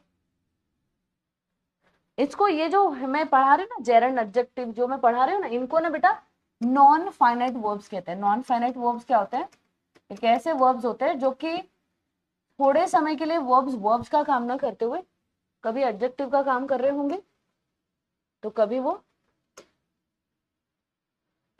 नाउन का काम कर रहे होंगे, ठीक है। तो मैंने दो चीजें समझाई आपको, पहला समझाया जेरंड और दूसरा समझाया एडजेक्टिव। एडजेक्टिव मतलब वर्ब का थर्ड फॉर्म जब एडजेक्टिव का काम कर सकता है, और वर्ब का फोर्थ फॉर्म मतलब आईएनजी फॉर्म ये नाउन का काम कर सकता है। किसका काम करेगा, नाउन का। यहाँ पर ये नाउन है और यहाँ पर भी ये नाउन है, ठीक है। यहाँ पर ये एडजेक्टिव है। अच्छा, अब जो एडजेक्टिव होता है ना उसको पार्टिसिपल भी कहते हैं। क्या कहते हैं उसको, पार्टिसिपल कहते हैं, पार्टिसिपल। अभी एक सवाल मुझे दीजिएगा, एक सवाल का जवाब, कि बेटा मुझे बताओ आप कि वर्ब का जो एडजेक्टिव फॉर्म है, क्या V4 भी वर्ब में एडजेक्टिव का काम कर सकता है। वर्ब का जो V4 फॉर्म होता है वो भी क्या सेंटेंस में एडजेक्टिव का काम कर सकता है, सोचकर बताओ जरा इस प्रश्न का जवाब।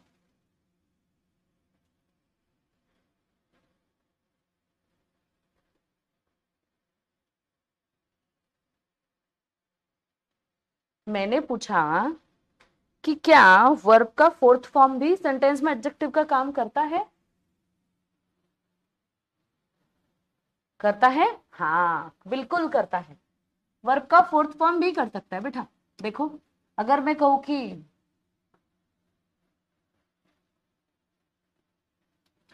दिस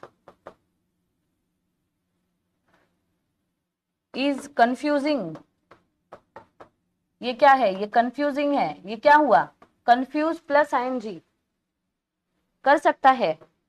अगर आप पढ़ोगे तो आपको दिखेगा वर्ब का फोर्थ फॉर्म भी सेंटेंस में एडजेक्टिव का काम कर सकता है। दिस इज कंफ्यूजिंग, ये क्या है, कंफ्यूजिंग है, तो कंफ्यूजिंग ये वर्ड क्या है, कंफ्यूज प्लस आईएनजी। कंफ्यूज ये एक्चुअल में वर्ब होता है, इसको आईएनजी लगकर हमने एडजेक्टिव बना दिया, तो हमने कहा ये कंफ्यूजिंग है। क्या कंफ्यूजिंग है, कुछ भी हो सकता है, इसको नॉन फाइनाइट वर्ब्स कहा जाता है। शायद आप लोगों को आज के बाद कभी दिक्कत ना आ जाए नॉन फाइनाइट वर्ब्स को समझने में।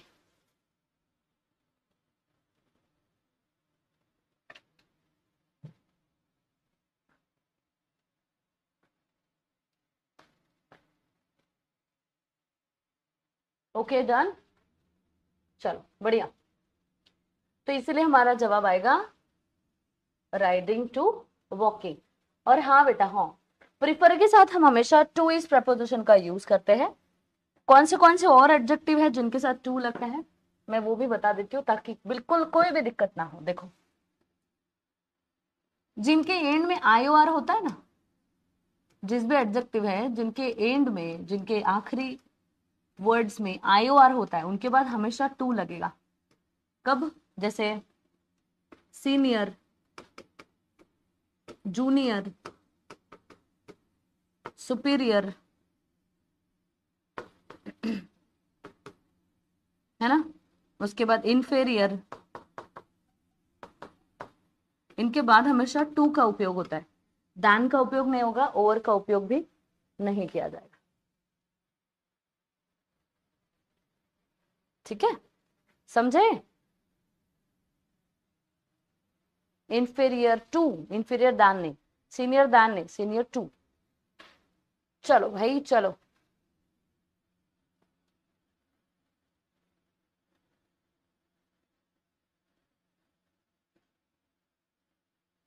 Next question. इजी क्वेश्चन है, हाँ, बड़ा इजी क्वेश्चन है। अब मैं पोल लगाती हूँ, मुझे आप बताइएगा अगर पोल नहीं समझ आई है तो। ठीक है, 45 सेकेंड पोल, ये यहाँ पर पोल अभी मैंने करवा दी। Improve the sentence.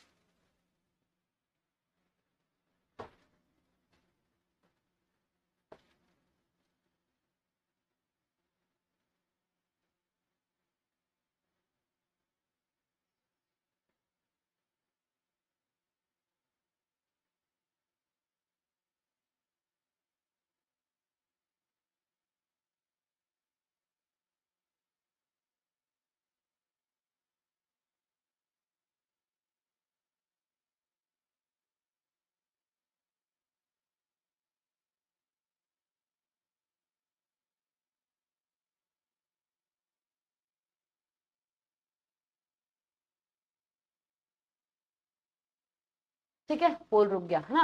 I have not finished to paint the door, I have not finished painting the door. Simple बात है, टू पेंट द डोर नहीं, टू हम फिनिश के बाद नहीं लगा सकते। टू को हम कहीं पर भी यूज नहीं कर सकते, एक पर्टिकुलर होता है ना, कुछ तो एक पर्टिकुलर रीजन होते हैं हर चीज को यूज करने के। मैंने क्या फिनिश कर दिया, मैंने जो फिनिश कर दिया उसके बाद डायरेक्टली ऑब्जेक्ट आएगा, क्योंकि ये ट्रांजिटिव वर्ब होता है, ध्यान में रखिए। फिनिश के बाद प्रपोजिशन नहीं होगा, नहीं होगा। ठीक है, अब प्रपोजिशन नहीं होगा तो I have not finished paint the door, ये भी नहीं होगा, मुझे ऑब्जेक्ट यूज करना होगा। यहाँ पर ऑब्जेक्ट एक वर्ब का फोर्थ फॉर्म हो सकता है, जेरंड, इसलिए मैं यूज करूंगी आई have not finished painting the door. Finish के बाद हम ज्यादातर V4 यूज करते हैं, मतलब जेरंड यूज करते हैं। ठीक है ना, gerund. So the paint of door, the painting door, the painting क्यों लिखना आपको, है ना, आपका आंसर आएगा बस पेंटिंग, इसलिए आपका आंसर होगा option number A, and your answer should be, I will show 14%। Sadaf Khan, बहुत अच्छी बात। सदफ ने जवाब दिया क्या, बाकी कोई स्टूडेंट ने जवाब नहीं दिया? पहले ही पोल स्टार्ट हो जाता है, अरे ऐसे कैसे हो रहा है ये, क्या दिक्कत हो रहा है यार? बंद करे क्या पोल? नहीं करे, पोल नहीं करते हैं।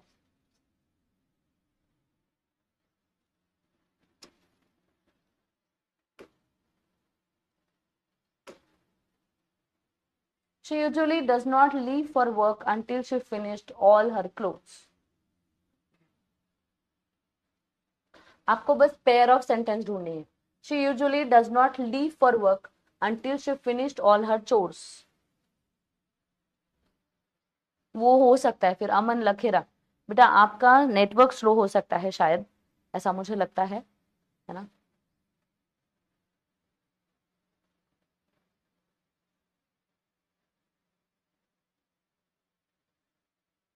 अच्छा, बंद नहीं करूं?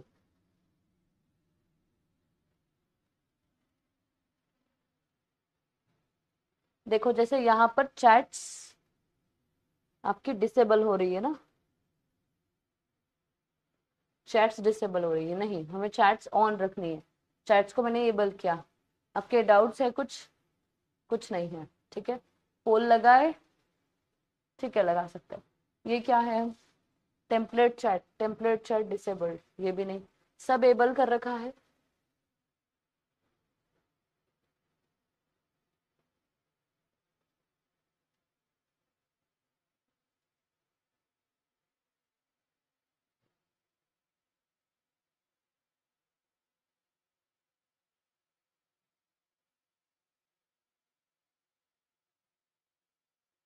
सिंगल चॉइस ही है, 4 ऑप्शंस राइट है ना।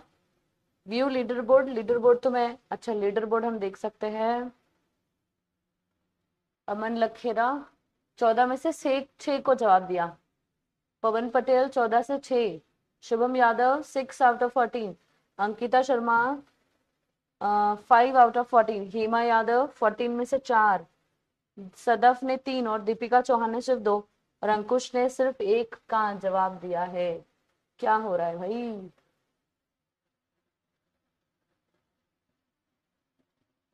चलो ठीक है, इस क्वेश्चन के लिए पोल लगाऊंगी अभी। हाँ,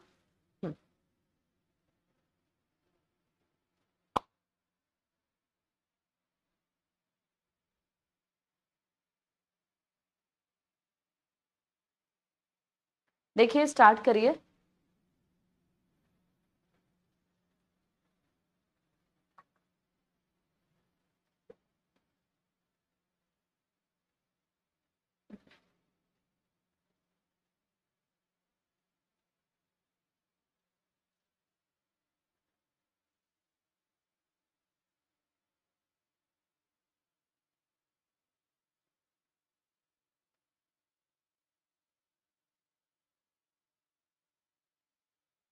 ठीक है, चल पोल होगा। अभी यहाँ पर पोल अपने सब लोगों ने अप्लाई किया है ना। हम बात करते हैं। She usually does not leave for work, वो यूजुअली मतलब हमेशा ही लीव नहीं करती, मतलब वर्क के लिए निकलती नहीं जब तक वो उसके सारे काम पूरे ना कर दे। जब तक, यहाँ अगर प्रेजेंट टेंस यूज होता है मतलब सेंटेंस के किसी हिस्से में, सेंटेंस के किसी हिस्से में अगर प्रेजेंट टेंस का यूज होता है तो दूसरे हिस्से में भी प्रेजेंट ही यूज होना चाहिए। आप प्रेजेंट के साथ पास्ट का एप्लीकेशन नहीं कर सकते हो, गलत है। पास्ट सिर्फ पास्ट टेंस के साथ ही जाएगा, ये बात मैंने समझाई थी आपको। तो she usually does not leave for work, वो यूजुअली काम के लिए नहीं निकलती है जब तक वो उसके काम पूरे ना कर दे। हैड फिनिश्ड कर दिया था, पास्ट है। हैज फिनिश्ड नहीं यूज करेंगे, हम यूज करेंगे फिनिशेस, जब तक वो काम पूरे ना कर दे। तो आपका आंसर होगा ऑप्शन नंबर ए। ये जवाब किसका है? जवाब 33%। ओके, ओम प्रकाश खुशबू पाटिल, बहुत अच्छी बात है खुशबू, पहला क्वेश्चन सही है आपका। और बहुत से बच्चों ने जवाब यहाँ पर नहीं दिया, सिर्फ 2 ही बच्चे यहाँ पर जवाब को अटेम्प्ट कर पाए हैं। ठीक है, अगर पोल में कोई दिक्कत हो रही हो तो पोल रोक दे क्या फिर?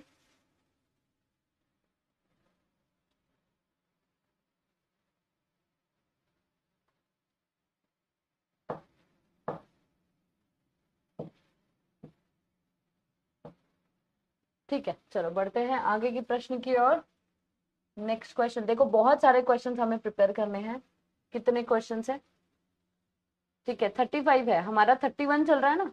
31 चल रहा है, आपके जैसे 35 हो जाएंगे मैं स्टॉप कर दूंगी सेशन, ठीक है। Okay, don't worry.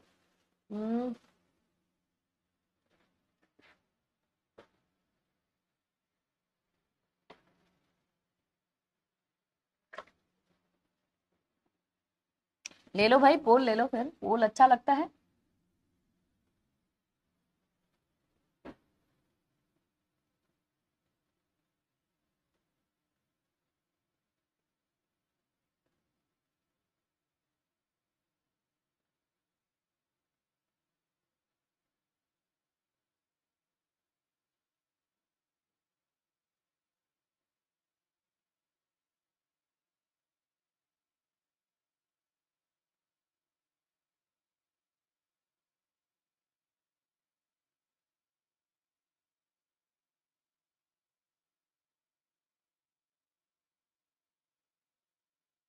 आ गए भाई, पोल रुक गया।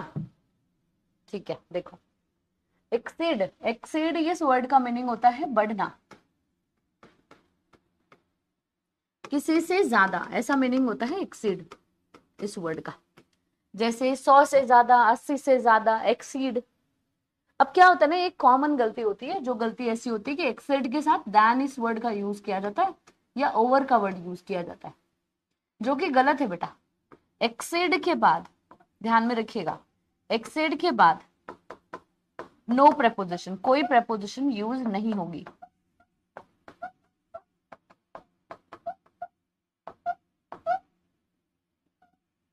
कोई प्रेपोजिशन नहीं यूज होगी एक्सेड के बाद। इस बात को बहुत पूरी तरह से आप अपने बुक में नोट डाउन कर लो, बहुत जरूरी बात है।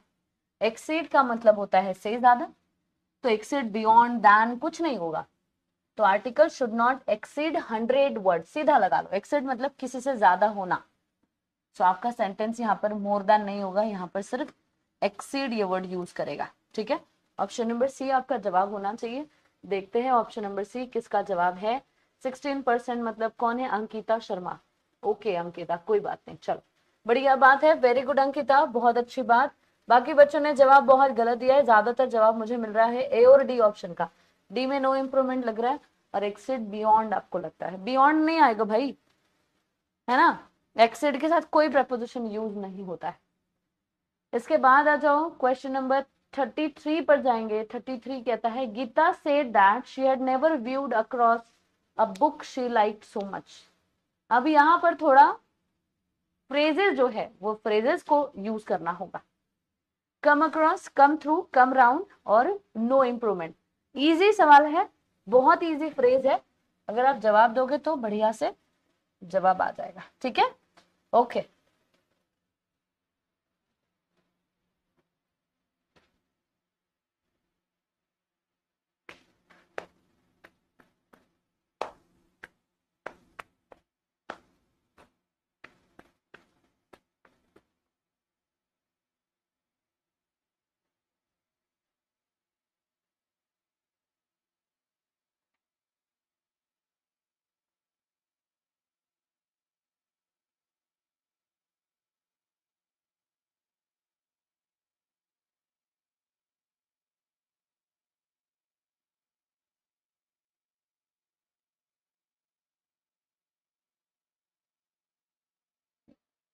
दे दिया जवाब, ओके। क्या आएगा भाई, कम अक्रॉस आएगा। कम अक्रॉस मतलब गीता ने कहा कि उसने ये बुक कभी भी नहीं हासिल की थी, या ऐसी बुक उसको कभी भी नहीं मिली जिस बुक को वो मतलब उसने जिस बुक को बहुत पसंद किया। तो अक्रॉस के साथ कम अक्रॉस ये फ्रेज सही आती है। कम थ्रू नहीं होगा, कम राउंड ये कभी भी फ्रेज होती नहीं है, कम अराउंड होता है, कम राउंड नहीं होता है। तो आपका आंसर होगा Geeta said that she had never come across. Never viewed across नहीं होता है, क्या होता है, कम अक्रॉस होता है। तो आपका आंसर आएगा कम अक्रॉस। ठीक है, ऑप्शन नंबर ए। 57%, अच्छा खासा स्कोर है, चलो बहुत अच्छी बात है। ओम प्रकाश, अमन लखेरा, पवन पटेल, ठीक है, शुभम, अंकिता, हेमा, सदफ, दीपिका चौहान और खुशबू पाटिल। चलो बढ़िया, गुड। तो बहुत अच्छे से आप लोग जवाब दे रहे हो, अभी बहुत अच्छे से रिस्पॉन्ड कर रहे हो। मैंने आपको कहा 35, तो आप लोग जल्दी जल्दी जवाब दे रहे हो, अरे वाह। 34, I will be giving blood in the bank at 9 AM tomorrow. Start poll. Logic वाला सवाल है, इजीली आप जवाब दे दोगे।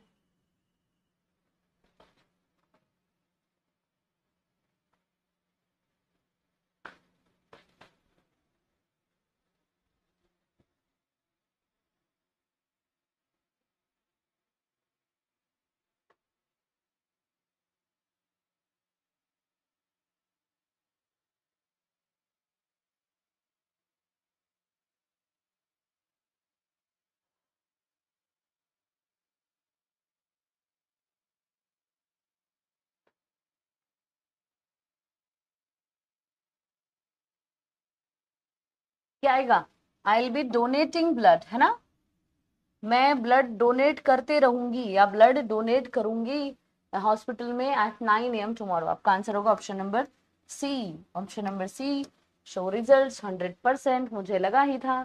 आई न्यू दैट। हेमा, सदफ, ओम प्रकाश, खुशबू, शुभम यादव, सुहासिनी, अंकिता, अमन लखेरा और पवन पटेल। बहुत बढ़िया, बहुत सुंदर, बहुत ही सुंदर। आपको ऐसे क्वेश्चन चाहिए फिर, मतलब मुझे अभी पता चले ऐसे क्वेश्चन चाहिए मैम, मतलब बढ़िया सा ऐसा दिखना चाहिए कि डोनेट करते हैं हम, ब्लड देते नहीं है। अच्छा, आगे बढ़ेंगे। Last question. The fisherman are fishing in the sea from sunrise and will continue to do so until sunset.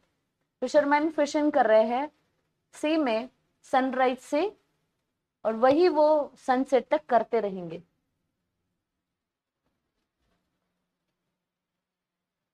पोल दे दो।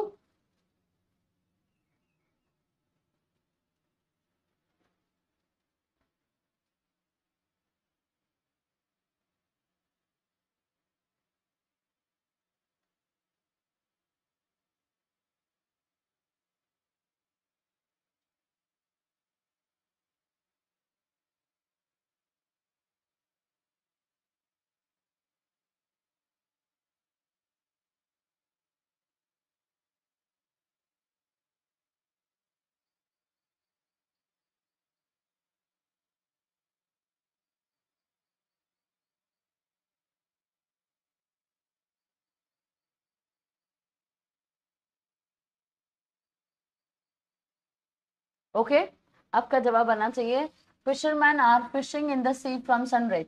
वो सनराइज से फिश कर रहे हैं, मतलब फिशिंग करना मतलब पता है आपको फिशिंग क्या होता है, और वो वही सनसेट तक करते रहेंगे। इसका आंसर होगा option number B. Option number B, have been fishing. क्यों, मैं समझाऊंगी, पहले बी का आंसर हम टिक कर लेते हैं। Show result 70%, 10%, 20%। दो बच्चों ने, तीन बच्चों ने गलत किया। मुझे लगता है टोटल 10 बच्चे हमारे सेशन में अभी जवाब दे रहे हैं।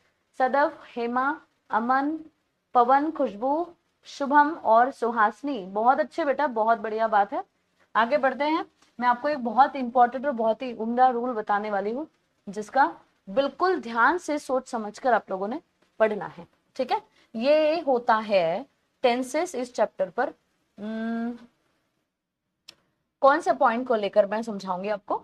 अपना जो ये होता है ना प्रेजेंट परफेक्ट कंटिन्यूअस टेंस, यहाँ पर क्या होता है ना बेटा, ध्यान में रखिए। जो प्रेजेंट परफेक्ट कंटिन्यूअस टेंस होते हैं ना, ये हमें बहुत बार एग्जाम में पूछे जाते हैं। कैसे पूछे जाते हैं? कोई भी परफेक्ट कंटिन्यूअस टेंस का मतलब क्या होता है? अगर किसी भी सेंटेंस में आपको ऐसा दिख रहा है, जैसे आई या फिर she has been fishing fishing from morning and she will be continuing to do so, मतलब वो वैसे ही करते रहेगी। ये जो एक्शंस होती है ना, ये एक्शंस होती है जो एक एक्शन एक पर्टिकुलर टाइम ऑफ पीरियड पर स्टार्ट हुई थी, और वो एक्शन लास्टिंग कंटिन्यूअस है। लास्टेड कंटिन्यूअस मतलब बहुत लंबे समय से लास्ट कर रही है, बहुत लंबे समय से वो एक्शन चल रही है और चल ही रही है। ऐसे एक्शंस को हम प्रेजेंट परफेक्ट कंटिन्यूअस टेंस, या फिर चल रही थी पास्ट परफेक्ट कंटिन्यूअस टेंस, या चल रही होगी फ्यूचर परफेक्ट कंटिन्यूअस टेंस का स्ट्रक्चर जो है वो यूज करते हैं। तो इसको कहते हैं परफेक्ट कंटिन्यूअस टेंसेस का स्ट्रक्चर। अब यहाँ पर ना दो मेनली जवाब आते हैं, दो सवाल आते हैं। एक सवाल होता है यहाँ पर जो फ्रॉम ये वर्ड है ना, उसके जगह सिंस यूज किया जाएगा कभी कभी, या कभी कभी फॉर यूज करा जाएगा। वैसे तो फ्रॉम अलाउड नहीं है, बट फिर यहाँ पर जो मीनिंग है उस मीनिंग के हिसाब से हमें फ्रॉम सही लगता है। सिंस का मतलब क्या होगा? सिंस एक स्पेसिफाइड टाइम बताता है, स्पेसिफाइड एक स्पेसिफिक टाइम, एक ही टाइम। सुबह से बैठी है बेचारी, सुबह से मतलब कब से हमें पता है क्या? नहीं, है ना। सुबह के 9 बजे से बैठी है, 5 बजे से बैठी है, मंडे से काम कर रही है, 2 सालों से काम कर रही है, ऐसा नहीं लिख सकते। हम लिखेंगे 2015 या 2022 से काम कर रही है, समझ लो। अब 2022 क्यों लिखेंगे, दो साल क्यों नहीं लिखेंगे? देखो, सिंस ये वर्ड स्पेसिफिक टाइम बताते हैं, और फॉर जो वर्ड है ना, ये कंटिन्यूअस टाइम बताता है। कंटिन्यूअस नहीं, पीरियड बताता है, टोटल पीरियड।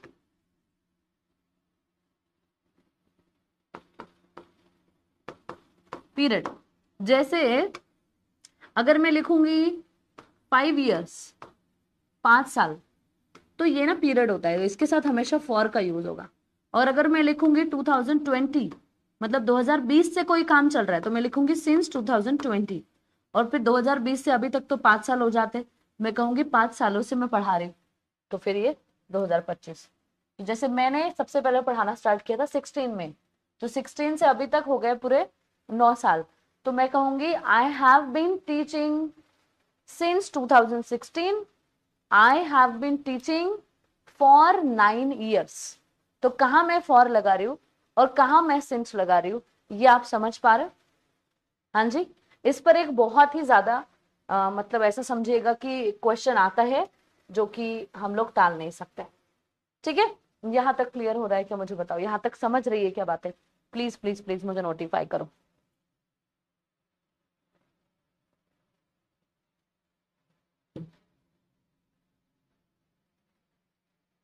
ठीक है, अब इसके बाद मैं बात करती हूँ फॉर और सिंस। ये जो फॉर और सिंस प्रेपोजिशंस होते हैं ना, ये प्रेपोजिशन आप प्रेजेंट टेंसेस, सारे present tenses, sorry present tenses नहीं, सिंपल टेंसेस,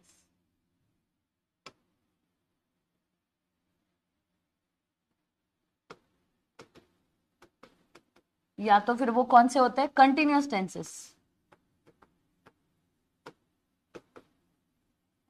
के साथ यूज नहीं करोगे, यूज नहीं होंगे। या तो इनको परफेक्ट के साथ यूज करो, मतलब have has had plus V3 के साथ, या तो फिर परफेक्ट कंटिन्यूअस मतलब have has had plus V4 के साथ। आप इनको V1 V2 या फिर V3 के साथ यूज नहीं कर सकते, मतलब V1 V2 V4, पर V1 V2 फिर V4 तो हैड बीन के साथ आता है ना। अच्छा ये छोड़ दो, ये लॉजिक नहीं देती हूँ मैं आपको, लॉजिक यही ध्यान में रखो, आपको समझ में आना चाहिए। Present continuous, past continuous, future continuous, या सिंपल प्रेजेंट, सिंपल पास्ट या सिंपल फ्यूचर के साथ इनका यूज नहीं किया जाएगा। ये बातें अगर ध्यान में रखी तो ये टॉपिक पर जो भी क्वेश्चन आएगा वो हर क्वेश्चन मैंने कवर करवा दिया। ठीक है, अच्छा अब हम डिस्कस करते हैं आज के सेशन का जो तर्क था वो क्या था और अभी आगे आपको क्या करना है।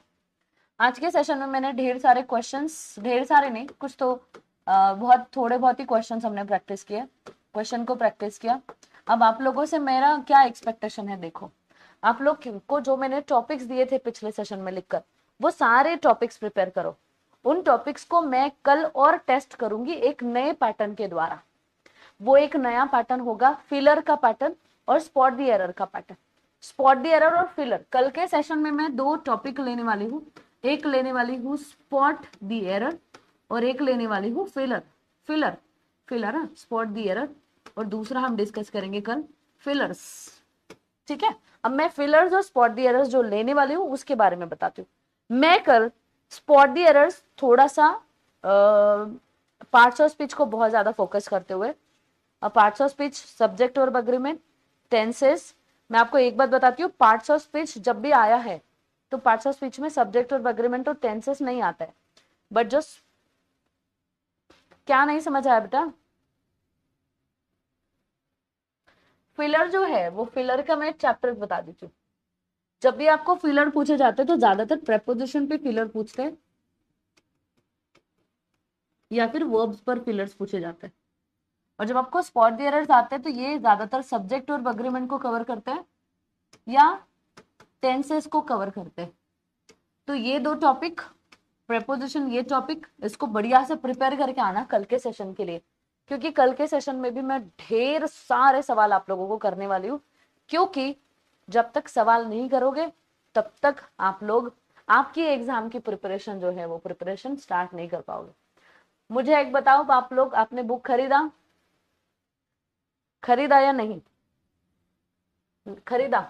तो अगर बुक खरीदा है तो बुक में से प्रेपोजिशन इस टॉपिक को बढ़िया से कर लो, सब्जेक्ट और अग्रीमेंट इस टॉपिक को बढ़िया से प्रैक्टिस करो, है ना, आपको वैसे नोट्स तो मिले हैं, मैंने दिए हैं, और टेंसेस इस टॉपिक को बढ़िया से प्रिपेयर करो, ये आपका होमवर्क है। अगर ये होमवर्क आप करके आए तो कल का सेशन में बढ़िया से प्रिपेयर आपको करवा दूं। लास्ट टॉपिक नहीं समझा, मतलब क्या नहीं समझा बेटा ओम प्रकाश? हाँ जी, ये नहीं समझा क्या? ये अच्छा, ये नहीं समझा है, ठीक है, देखते हैं क्या नहीं समझा। देखो मैंने क्या कहा कि फॉर और सिंस इन शब्दों के साथ जैसे हम टाइम जोड़ते ना, तो उनके साथ टाइम कैसे जोड़ते? सिंस के साथ स्पेसिफिक टाइम, फॉर के साथ पीरियड वाला टाइम। अब फॉर और सिंस ये दो शब्द किसी भी सिंपल टेंस में या किसी भी कंटिन्यूअस टेंस में यूज नहीं करते हैं, ये मैंने यहाँ पर लिख दिया है, ताकि ये एरर अगर आप लोगों को कल दिखेगी सेशन में तो आपको बढ़िया से समझ आ जाएगा। ठीक है, तो मैं आपको आज का वक्त दे रही हूँ। आज के दिन आपको बहुत सारे फिर प्रैक्टिस के लिए करने पड़ेगा, आपको क्वेश्चंस प्रैक्टिस करने। अच्छा, कौन सा बुक आपने बुक खरीदा है क्या, मुझे बताइए। सबसे पहले तो ये जवाब दीजिए सभी लोग, बुक खरीदा आपने? तो थोड़ा सा बुक के बारे में बात करते हैं। देखो मैं बुक यहाँ पर आपको बता देती हूँ।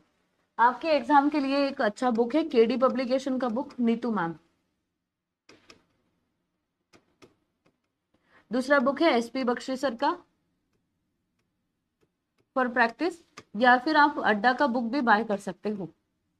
अड्डा 247 का जो बुक है वो भी आप बाय कर सकते हो, इंग्लिश का बुक। ठीक है, अड्डा के बुक में आपको बहुत सारे क्वेश्चंस मिल जाएंगे, एसपी बख्शी सर के बुक में भी आपको क्वेश्चंस मिलेंगे, वोकैबुलरी भी दिया हुआ है, और केडी पब्लिकेशन का जो बुक है वो भी बहुत अच्छे क्वेश्चंस के साथ वोकैबुलरी के साथ भी दिया हुआ है। तो इसमें से कोई भी एक बुक परचेस कर लो अगर परचेस नहीं किया हुआ है तो। ठीक है, ओके। तो ये नाम मैं मिटा रही हूँ यहाँ से मैं नाम को मिटा रही हूँ, क्योंकि I can't suggest, I can't promote the names. मैं क्या आपको नाम दे सकती हूँ, ऐसी कोई बात नहीं, बट बुक नोट्स में नहीं लिख सकती हूँ, इसलिए फिर नोट से हटा रही हूँ उसको। ठीक है, कुछ एक्सक्लूसिव बातें होती है भाई जो हम सिर्फ पेड बैच में ही कर सकते हैं, इसीलिए तो पेड बैच का फायदा यही है। वरना फ्री कंटेंट तो आपको यूट्यूब पे भी मिलता है, बहुत से लोग यूट्यूब पर फ्री में पढ़ा रहे हैं और उम्दा पढ़ा रहे हैं, बट वो ऐसी बातें पेड में ही कर पाओगे कि भाई कोई बुक सजेस्ट कर दिया है ना। ये मैम पहली क्लास है तो टेस्ट बिल्कुल दो, बिल्कुल देना है। कल टेस्ट नहीं है बेटा खुशबू, पहली बात तो कल टेस्ट नहीं है, कल मैं बहुत सारे क्वेश्चंस डिस्कस करूंगी आपके साथ, तो बिल्कुल आपने कल का सेशन सभी लोगों ने करना है। ठीक है, ओके, क्योंकि कल मैं 2 पैटर्न डिस्कस करूंगी आप लोगों के साथ। चलो मिलते हैं बेटा, अगले सेशन में मिलेंगे। ख्याल रखिए आप सभी लोग अपना, और प्लीज प्लीज प्लीज होमवर्क करके आइएगा। कल बहुत बड़ा हम लोग मतलब बहुत अच्छे से सेशन डिस्कस करेंगे। चलो चलो, bye bye, take care, see you in the next session. खूब प्रैक्टिस करिए और खूब पढ़ाई करिए। चलो बाय बाय बाय, और जय हिंद।